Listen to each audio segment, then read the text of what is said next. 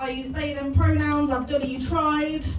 Thank you. And amazing to be headlining BYOB. I'm just going to have a fangirl moment. But I've got so much love for BYOB. BYOB was one of the first events that I went to 3 years ago. Mad. And Abdullah and BYOB helped so much with when it came time for me to set up Shits and Scribbles. Big cheer if you've been to Shits and Scribbles. And Abdullah is right. I call people out on their bullshit, and I really have a good time doing it. Especially on Channel 4. Exactly. Especially on Channel 4. Yes, I didn't do that. I will swap them. Lovely. Upgrade. Is the upgrade on?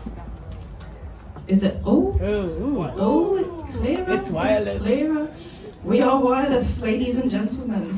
Thank you, Fawaz, for getting rid of the additional wire. Right, so I recently had it was a really big deal. I got to be part of the big queer poetry show, which was everything.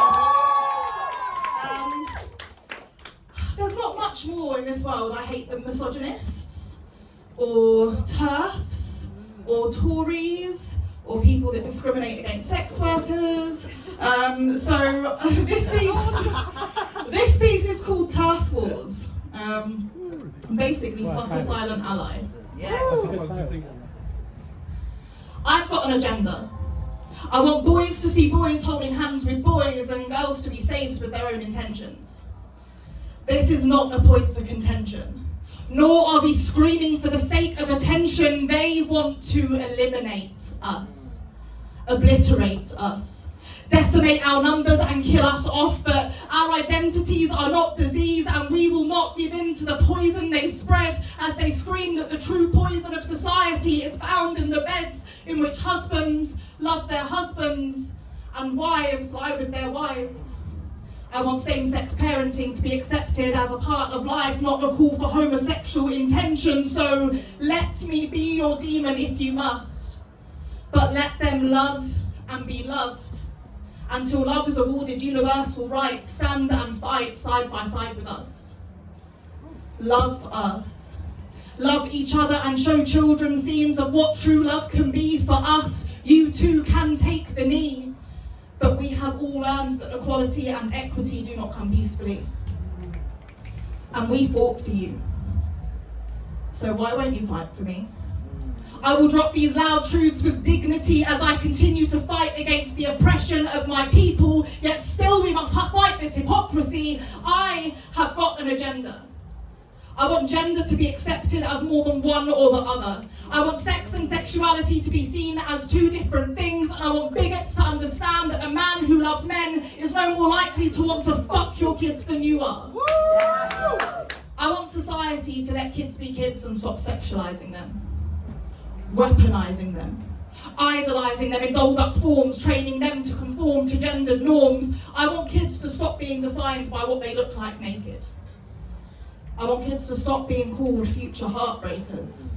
I want my trans brothers and sisters to stop being demonized, because there is no LGB without them being weaponized. I have got an agenda to break the same Western lies which have society swallowing regurgitated propaganda, idealized and more seeking segregation, blaming us for trending nuclear separation.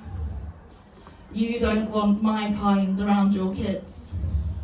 This is not the first time that history books have seen this. You may be hitting your heads against brick walls, but we riot with stone for the right to be accepted in our homes without being expected to hide our lives in them. Rosa Parks took her seat on the bus, and Marsha P. Johnson fought for us. Even if we weren't all like her, she still loved, till she was thrown from the very stone walls upon which she fought outside. Her death documented as suicide. So do not facilitate the lie and tell me that your discrimination is different, just because it pours from your lips to drown us instead of her. And do not shrug off blame, telling me that in this game sometimes we must accept our fates and that I can't save everyone, because I will try. I will stand and I will fight. I will march and I will bring light to the darkest of places. I will bring joy and smiles to children's faces.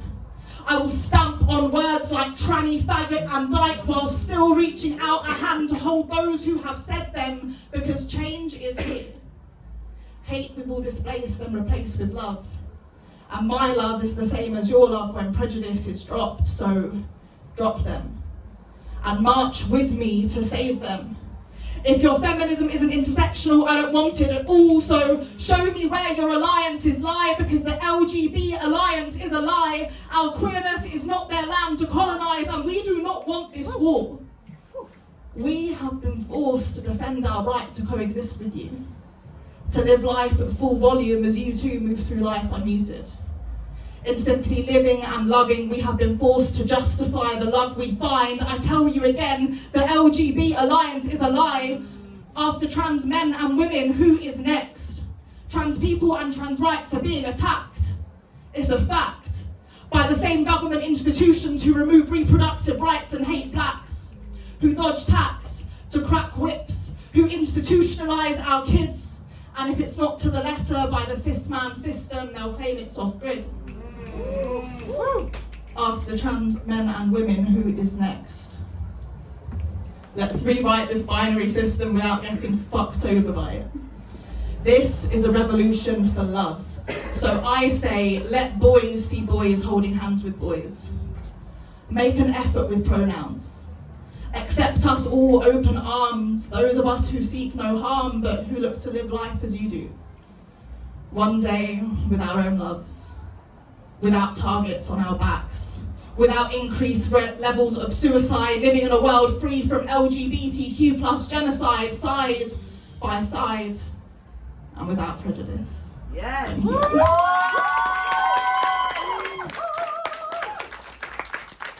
you. So, alongside being a poet and like a really busy person, I also have two amazing children. Who call me out on my bullshit all the time. But I am a proud Turkish woman, and their dad is from Kashmir. So there's always been like this ongoing kind of struggle between my culture, their dad's culture, British culture, and like trying to raise my children without all of the crap that we have had to endure. And I wrote some poems about it. So this first one is called Brown Boys. Yes! And this is for my son.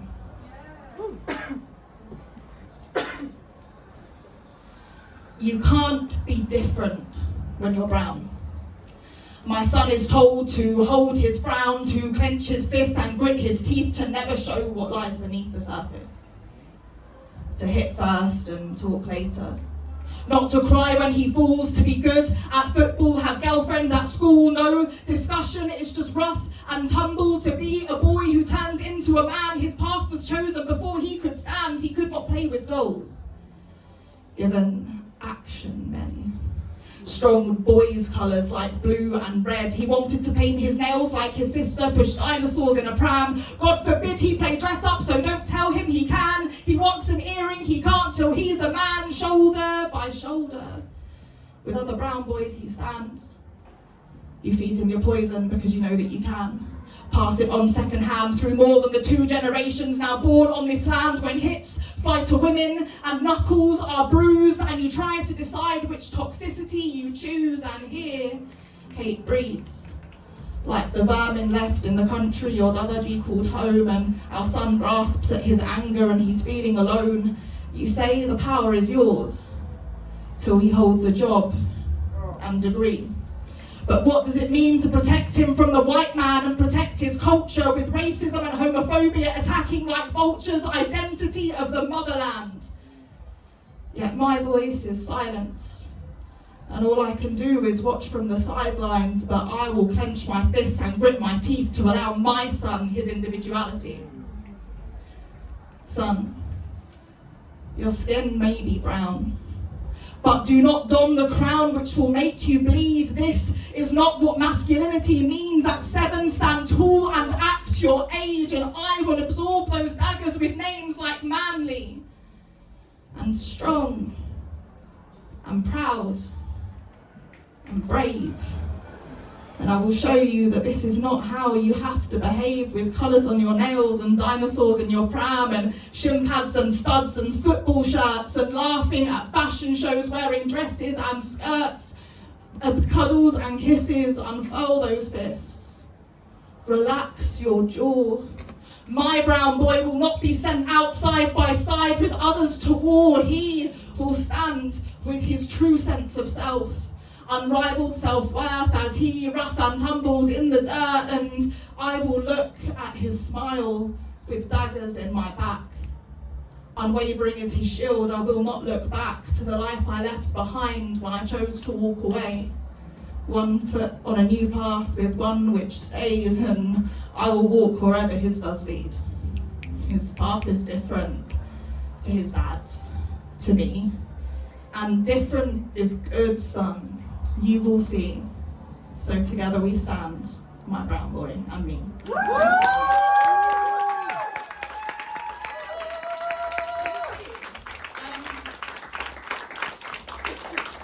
So my two kids' experiences have been wildly different. Like, my son has pretty much escaped all racism, and I just have to defend him from masculinity and misogyny. Whereas my daughter has been experiencing racism since she was 4, and I still have to defend her from masculinity and misogyny. So this next piece is a piece called Tragedy. I wrote it, a few years ago now. She came home asking where she was from, and she thought that she wasn't British because she was brown. So I wrote this piece very angry in the car. Content warning, this piece does have one instance of a racial slur towards Pakistani people. However, it is entirely relevant to the piece. So please bear with it if you can.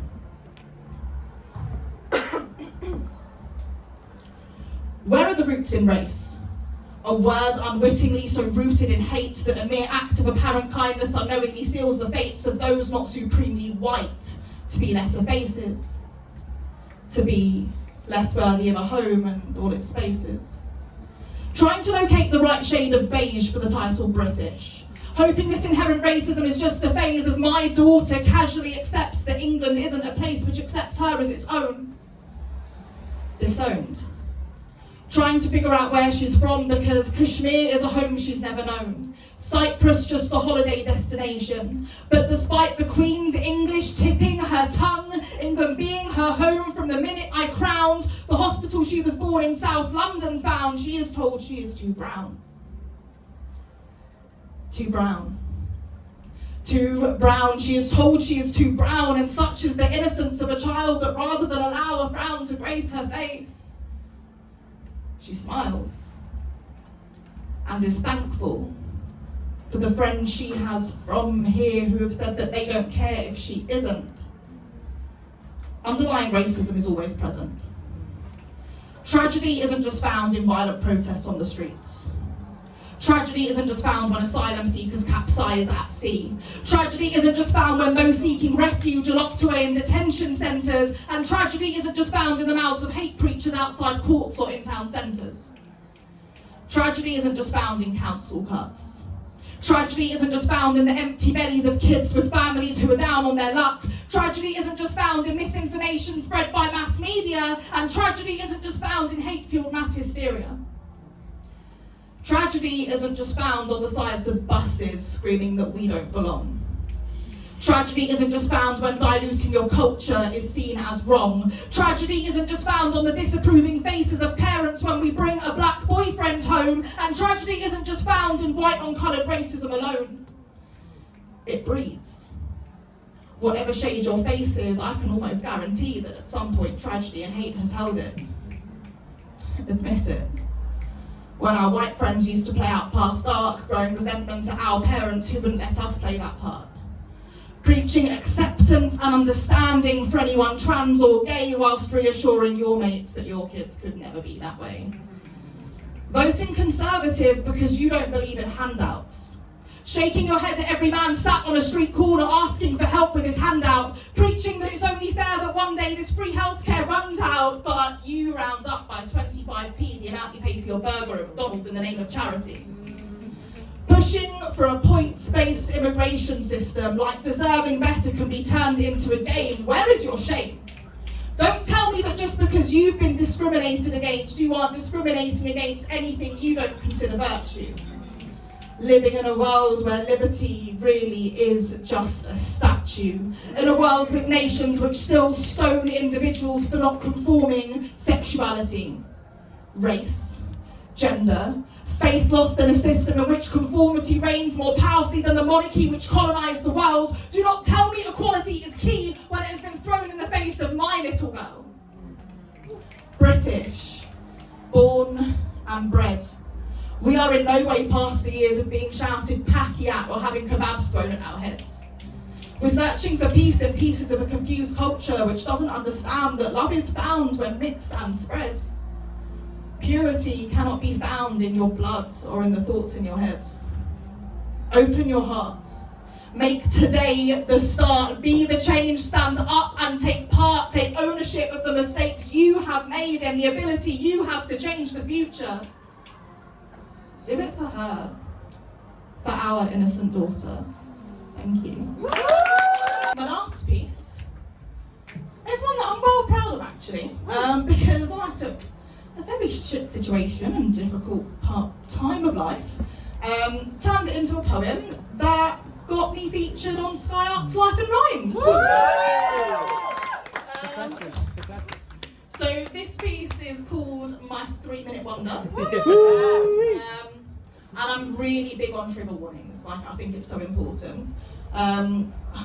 Everyone's had that shrimp dick piece of shit ex, right? If you were that ex, you will be triggered.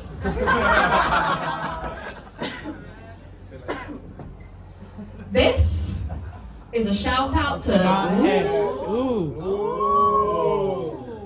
He heard it. It's like, cut the power. Hey. I can confirm he has heard it. This is a shout out to my ex.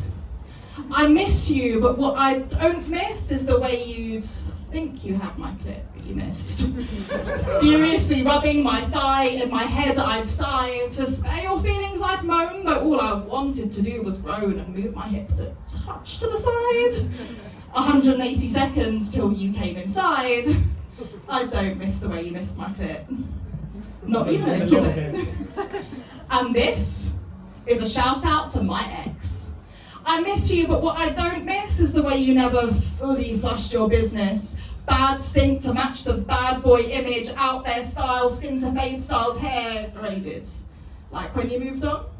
That grey area there when you told her we were done so you could have your fun. I don't miss the lies and I wish I could take back the tears I cried. I mean, dude, I know we moved too fast.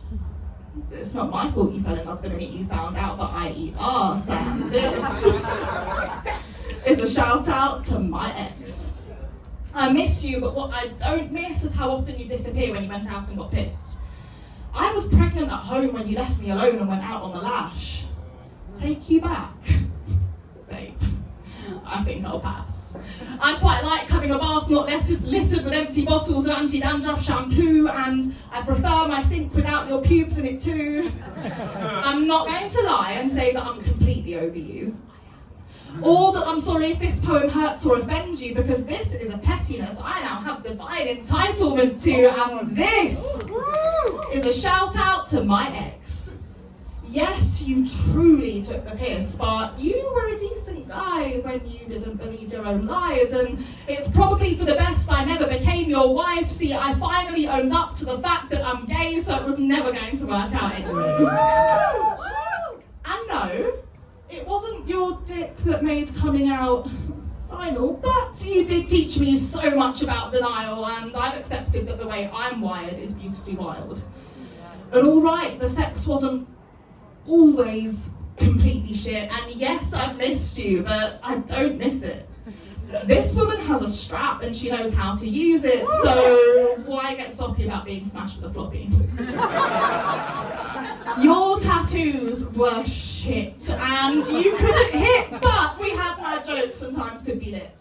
You said through my eyes you found the windows to my soul, but you definitely misjudged how many lies they could hold. Now trust me, baby, I believe that this pussy is gold. And I learned to catch flights, not feelings, that my independence has meaning. I was never going to take your last name, but I'm a smith with my words, my voice is heard, and I speak on my trauma. I've fallen for my soul. I truly adore her. But enough about me, it's time to move on. I wish you the best, dude, truly, I wish you well. You have other talents, let's not dwell.